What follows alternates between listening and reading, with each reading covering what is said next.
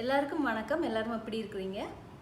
இன்றைக்கி நாங்கள் ஒரு ஸ்ட்ரீட் ஃபுட், அதாவது ஸ்ரீலங்கன் ஸ்ட்ரீட் ஃபுட் இல்லை, இது வந்து கூடுதலாக இந்தியன் ஸ்ட்ரீட் ஃபுட் தான். ஆனால் இப்போ வந்து எல்லா இடத்துலையுமே வந்து இது அவைலபிளாக இருக்கிற ஒரு ஃபுட் தான். நாங்கள் அதைத்தான் இன்றைக்கி எப்படி செய்கிறேன்னு சொல்லி பார்க்க போகிறோம். எல்லாருக்கும் பிடிச்ச பானிபூரி எப்படி வீட்டில் செய்து சாப்பிட்றேன்னு சொல்லி பார்ப்போம். நான் வந்து பூரி வந்து ரெடிமேடாக தான் நான் வாங்கினதை தான் நான் செய்து காட்ட போகிறேன். ஆனால் அதுக்குரிய என்னென்ன சேர்க்கைகள் நாங்கள் சேர்க்கணுன்றது இந்த வீடியோவில் பார்ப்போம். வாங்க வீடியோக்குள்ள போவோம்.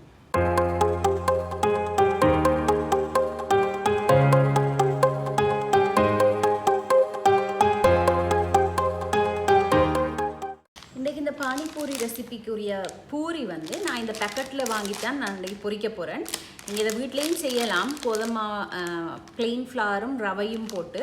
ஆனால் இது இப்போ எல்லா இடமும் கிடைக்குது, எல்லா இந்தியன் ஸ்டோர்ஸ்லேயும் இந்த பூரி பேக்கெட் கிடைக்குது. நீங்கள் இதே வாங்கி பொரிச்சு கொள்ளலாம். அப்போ உங்களுக்கு ஈஸியாகவும் இருக்கும்.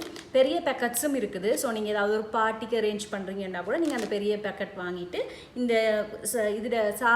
பானியோட குவான்டிட்டியை நீங்கள் கூட்டிகிட்டு நீங்கள் செய்யலாம். அப்போ நாங்கள் இப்போ இந்த பானிபூரிக்கு வந்து 2 டிஃப்ரெண்ட்டான பானி நாங்கள் செய்யணும்.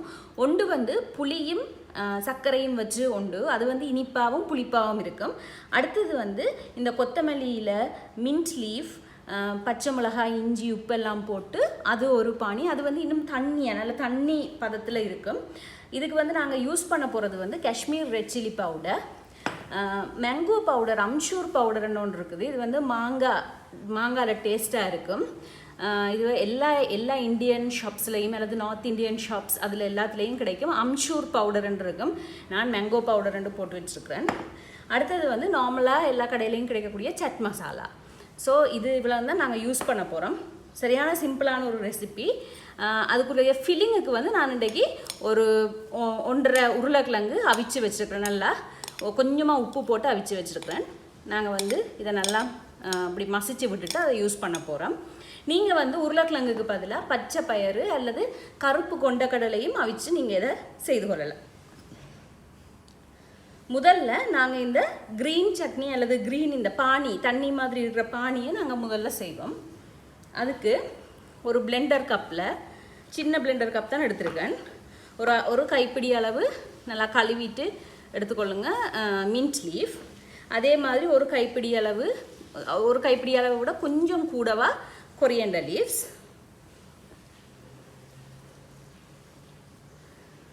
ஒரு சின்ன துண்டு இஞ்சி, ஒரு பச்சை மிளகாய். என்கிட்ட பச்சை மிளகாய் சரியான உரைப்பு, அதனால் நான் 1 எடுத்துருக்கேன். நீங்கள் வேணுமெண்டா 2 எடுத்துக்கொள்ளலாம்.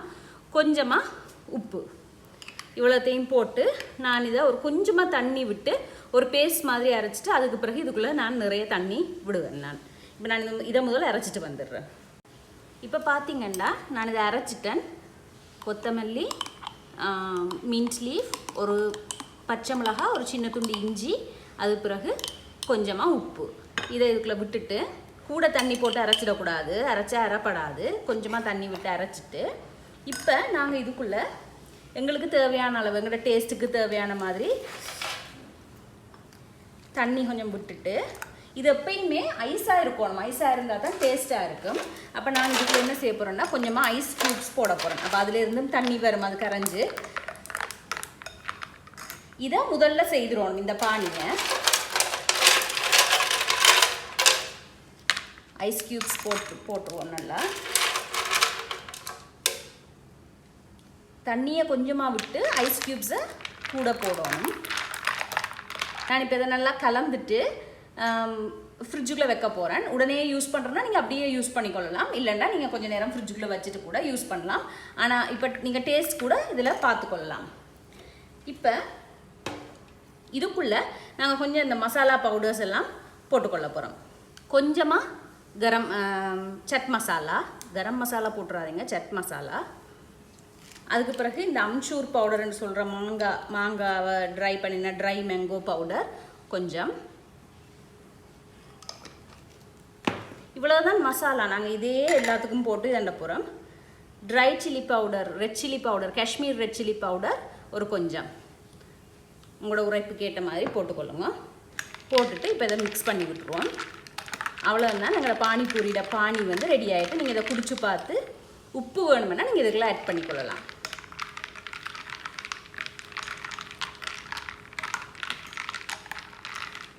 இது இன்னும் கொஞ்சம் டார்க்காக இருக்குது. நான் இன்னும் கொஞ்சம் தண்ணி விடலாம்னு நினைக்கிறேன். ஆனால் முதல்ல இந்த ஐஸ் க்யூப் எல்லாம் கரையட்டும், அதுக்கப்புறம் பார்த்துட்டு நான் தண்ணி விடுவேன். ஆனால் நீங்கள் டேஸ்ட் பண்ணி பார்த்து உங்களுக்கு ஓகேன்னா நீங்கள் இதையே யூஸ் பண்ணிக்கொள்ளலாம். இப்போ நான் இந்த உருளைக்கிழங்கை வந்து நல்லா மசிச்சு வச்சுருக்கிறேன். உப்பு போட்டு தான் அவிச்சு நான், ஆனால் கொஞ்சம் காணாத மாதிரி இருக்குது. அப்போ நான் இன்னும் கொஞ்சம் உப்பு போட போகிறேன். அதோட கொஞ்சமாக சட் மசாலா கொஞ்சம் தான் போடணும். கூட போட்டுட்டிங்கன்னா ஏன்டா இதெல்லாம் சரியான ஃப்ளேவரான மசாலா, அதனால் வந்து நீங்கள் கொஞ்சமாக போட்டிங்கன்னு சொன்னால் எல்லாத்துக்கும் போதும். கொஞ்சமாக அந்த அம்ச்சூர் பவுடர் அல்லது ட்ரை மேங்கோ பவுடர். நீங்கள் வேணுமெண்டா இதுக்குள்ளே வந்து ரெட் சில்லி பவுடர் போடலாம். நான் போட இல்லை, என்னென்னா நாங்கள் பச்சை மிளகாய் யூஸ் பண்ணியிருக்கிறோம். அந்த புளிக்கரைசலுக்கும் நாங்கள் வந்து ரெட் சில்லி பவுடர் போட்டிருக்கோம். அதனால் நான் இப்படியே விடுறேன். இப்போ நாங்கள் இது மூண்டையும் சேர்த்து நல்லா மிக்ஸ் பண்ண போகிறேன். உங்களுக்கு விருப்பம்னா நீங்கள் வெங்காயம் போடலாம். ஆனால் வெங்காயம் எல்லாம் வந்து அதில் டேஸ்ட்டை வந்து மாற்றிடும். நீங்கள் இதே இப்படி இவ்வளவும் செய்தாலே போதும். நான் சொன்ன மாதிரி சட் மசாலாவும் சரி, அந்த ட்ரை மேங்கோ பவுடரும் சரி, ரெண்டுமே வந்து சரியான ஃப்ளேவர் கூடினது, அதாவது வந்து டேஸ்ட் கூடின பொருட்கள். அதனால் வந்து நீங்கள் அதை அளவாக பாவிக்கணும், நிறைய போட்டுறக்கூடாது.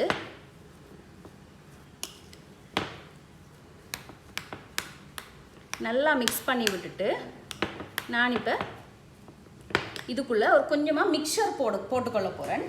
நீங்கள் வந்து கடையில் விற்கிற பூந்தி வாங்கி போடலாம், அல்லது மிக்சரே வேண்டி போட்டாலும் ஓகே. நான் கொஞ்சமாக இந்த மிக்சரும் இதுக்குள்ளே போட போகிறேன். பிறகு நாங்கள் சாப்பிடக்க தனியாகவும் நாங்கள் அந்த பானிபூரி அந்த பூரிக்குள்ளே போட்டு நாங்கள் சாப்பிடக்கே இது வந்து இதெல்லாம் இது கொஞ்சம் டேஸ்ட்டாக இருக்கும் இப்படி செய்வீங்கன்னு சொல்லி சொன்னால். இப்போ எங்களோட பொட்டேட்டோ மசாலா ரெடி. பானிபூரிக்குரிய பானியும் ரெடி. இது வந்து இப்போ நாங்கள் பெரியாக்கள் சாப்பிட்றபடியாக நான் வந்து இதுக்குள்ளே சீனி போட இல்லை.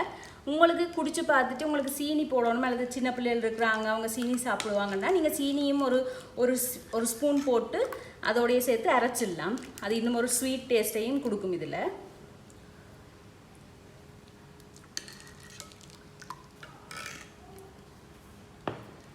கிழங்கு ரெடி, பானி ரெடி. அடுத்தது நாங்கள் போய் புளி இது எப்படி இருக்குன்னு சொல்லி பார்ப்போம்.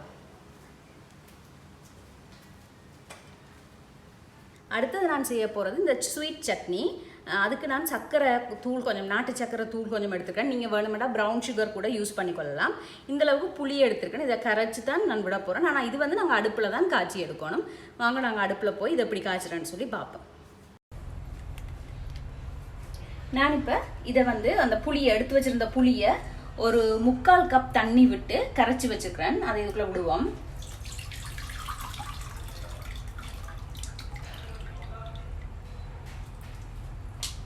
ஒரு மீடியம் ஹை ஹீட்டில் வச்சு இது நல்லா கொதிக்கட்டும் தலை சொல்லி. அதுக்கு பிறகு நாங்கள் சர்க்கரையை போடலாம். இங்கே பார்த்தீங்கன்னா உங்களுக்கு தெரியும் நல்லா புளி கொதிக்குது. இந்த டைமில் நான் வந்து ஒரு 2 பெரிய கரண்டி, அதாவது டேபிள் ஸ்பூனை விட கொஞ்சம் பெரிய கரண்டி, இந்த 30 ml கரண்டி தான் எடுத்துனேன் நான். அப்போ 60 ml கரண்டி 1/8 கப் 1/8 கப்பில் 2, அதாவது வந்து கிட்டத்தட்ட 1/4 கப்புக்கு கிட்ட நாட்டு சர்க்கரை, அதையும் இதுக்குள்ளே போடுவோம். நான் சொன்ன மாதிரி நீங்கள் ப்ரௌன் சுகரும் யூஸ் பண்ணலாம். இதையும் நல்லா இந்த சீனி கரைஞ்சா பிறகு, இந்த சீனியோ சர்க்கரையோ கரைஞ்சா பிறகு நீங்கள் குடிச்சு பாருங்க இனிப்பு காணுமான்னு சொல்லி. இது கொஞ்சம் புளிப்புத்தன்மையை விட இனிப்புத்தன்மை கூடவா இருக்கணும். இதில் எனக்கு வந்து டேஸ்ட் சரியாக இருக்குது. இப்போ நாங்கள் இதை மெல்லமாக இப்படியே கொஞ்சம் நேரம் துளாவி கொண்டிருக்க அது அப்படியே கொஞ்சம் நல்லா கட்டியாகும். அது வரையும் நாங்கள் இதை நல்லா அடுப்பில் வச்சு சூடு காட்டணுவோம். நான் கொஞ்சம் அடுப்பை கூட்டி தான் வச்சுக்கிறேன். இப்போ நீங்கள் இதுக்குள்ள வேணும்னா பேரிச்சம்பழமும் ஒரு 2-3 பேரிச்சம்பழம் போடலாம். அதுக்கும் சேர்ந்து நல்ல டேஸ்ட் ஒன்று தரும்.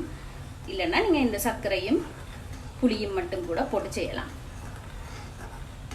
ஒரு துளி காஷ்மீரி ரெட் சில்லி பவுடர். இது வந்து கரண்டிக்கும் கொஞ்சம் தான் போடணும். ஒரு 2 பிஞ்ச் போட்டாலே போதும், கூட போட வேணாம்.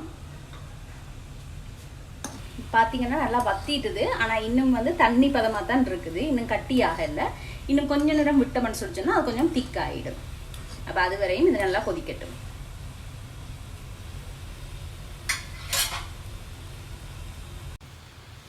இப்போ பார்த்தீங்கன்னா இந்த புளியும் சர்க்கரையும் சேர்ந்து நல்லா நுரைச்சி வருகுது. இப்படி ஒரு கட்டத்தில் தான் எங்களுக்கு தேவை. இன்னும் கொஞ்சம் நல்லா கொதிக்கட்டும். அப்போ நுரைக்குதுன்னு சொல்லிச்சுன்னா அது நல்லா திக்காகுதுன்ற அர்த்தம். இங்கே பாருங்க, இப்போ உங்களுக்கே தெரியும் இதில் கன்சிஸ்டன்சி நல்லா திக்காகி கொண்டு வருது. இன்னும் கொஞ்சம் நாங்கள் திக்காக விடலாம். இன்னொரு 1 நிமிஷம் காணும். அதுக்கு பிறகு நாங்கள் இறக்கிடலாம். ஒரு 30 செகண்ட்லேருந்து 1 நிமிஷத்துக்குள்ளே பார்த்து ஆக இறுக்கமாக இல்லாமல் ஓரளவுக்கு பானி மாதிரி இருக்கிற மாதிரி உங்களுக்கு பார்த்தாலே தெரியும். டக்கண்டு இப்படி நுரைக்க தொடங்கினா பிறகு அது டக்கண்டு இறுகிடும். அப்போ நீங்கள் பக்கத்துலேயே நின்று பார்த்து எடுத்துருவோம்.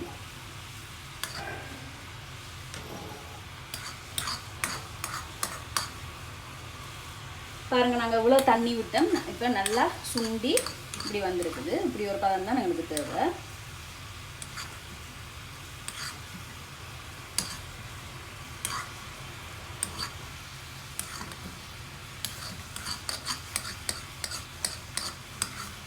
இப்போ ஒரு 30 செகண்ட் ஆகியிருக்கும். 1 நிமிஷம் தேவையில்ல, 30 செகண்ட் ஆகிருக்கும். இப்போ நான் இதை டக்கண்டு ஆஃப் பண்ணியிருக்கேன். நல்லா பானி மாதிரி வந்துட்டுது. இதான் எங்களுக்கு தேவை. இப்போ கடைசியாக நாங்கள் இந்த பானிபூரிக்குரிய பூரியை வந்து பொரிச்செடுக்க போகிறோம். நல்லா எண்ணெயை கொதிக்க விட்டுட்டு பொரிச்செடுப்போம்.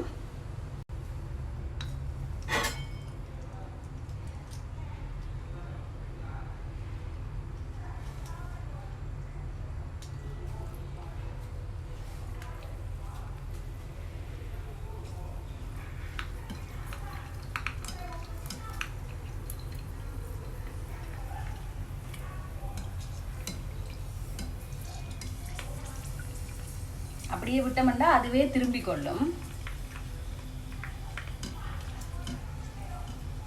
கொஞ்சம் இப்படி மேலே மேலே எண்ணெய் எடுத்து விட்டோம்னா சாடையாக பெருசாகும்.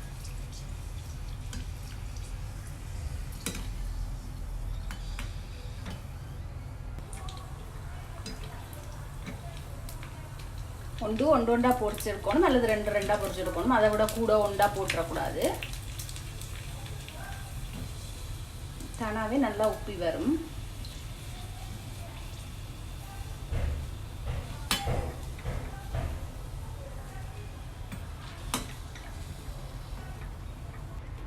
இங்கே பார்த்தீங்கன்னா நான் பானிபூரிக்குரிய பூரியெல்லாம் நல்லா பொரிச்சு எடுத்துட்டேன்.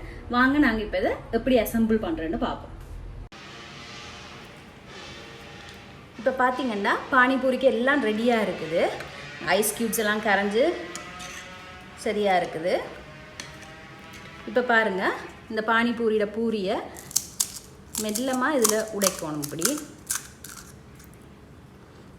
கையாலேயே எடுத்து வைப்போம்.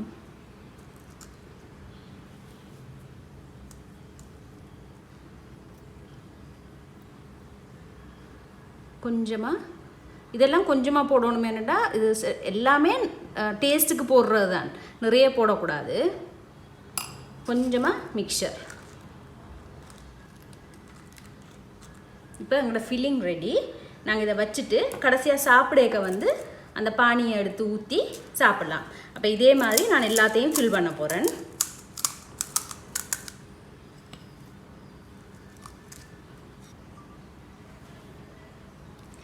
இப்போ நான் இந்த பானிக்குள்ளேயும் கொஞ்சமாக இந்த மிக்சரை போட போகிறேன். கூடுதலாக வந்து அந்த மிக்சரோட வர்ற அந்த பூந்தி தான் போடுவாங்க. ஆனால் இது ஒன்றும் பிழை இல்லை, நாங்கள் இது போடுறது எங்களோட விருப்பம்தான். இப்போ இது வந்து நாங்கள் சாப்பிடக்க இதிலேருந்து இதுக்குள்ளே ஊற்றிட்டு சாப்பிட்லாம். இதில் இன்னொரு வேரியேஷன் இருக்குது, தஹி பூரின்னு சொல்லி. அது வந்து தயிர், நல்லா கட்டியான தயிர் எடுத்து கொஞ்சம் பீட் பண்ணிவிட்டு கொஞ்சமாக சீனி, இந்த கரம் மசாலா, இந்த சட் மசாலா, மேங்கோ பவுடர், கொஞ்சமாக ரெட் சில்லி பவுடர் போட்டுட்டு அது நல்லா இந்த பீட் பண்ணினோடனே கொஞ்சம் தண்ணியாக வரும். தண்ணி விடக்கூடாது. இந்த பானிக்கு பதிலாக அதையும் விட்டு சாப்பிட்லாம். அதுவும் நல்ல டேஸ்ட்டாக தான் இருக்கும். எனக்கிட்டே தயிர் வாங்க முடியலை, அதனால் நான் அதை உங்களுக்கு செய்து காட்டலை. நீங்கள் தயிர் கிடைச்சா நீங்கள் அதையும் செய்து பார்க்கலாம். இப்போ நாங்கள் இதை எப்படி சாப்பிட்றோன்னு சொல்லி பார்ப்போம். இதை நல்லா ஃபில் பண்ணி கொண்டு நல்லா ஐஸாக இருக்கணும், இல்லாட்டிக்கு டேஸ்ட்டாக இருக்காது. ஃபில் பண்ணிவிட்டு நீங்கள் அப்படியே சாப்பிட வேண்டியது தான். இப்போ எல்லாம் பானி நிரப்பியாச்சு. நான் இப்போ இதை உங்களுக்கு சாப்பிட்டு காட்டுறேன். இதை கடிச்செல்லாம் சாப்பிடக்கூடாது, அப்படியே வாய்க்குள்ள போட்டுறணும்.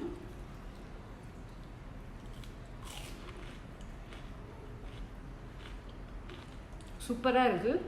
நீங்களும் இதை வீட்டில் செய்து பாருங்கள். செய்து பார்த்து எனக்கு எப்படி வந்துச்சுன்னு சொல்லி கமெண்ட் செக்ஷனில் கமெண்ட் பண்ணுங்கள். நான் உங்களை இன்னொரு வீடியோவில் சந்திக்கிறேன். அதோட இந்த பூரி வந்து எப்படி செய்கிறது அல்லது உங்களுக்கு கிடைக்கல, நாங்கள் வீட்டிலான்னு செய்யணுமெண்டா கமெண்ட் செக்ஷனில் கமெண்ட் பண்ணுங்கள். நான் அதை செய்து காட்டுறேன் உங்களுக்கு.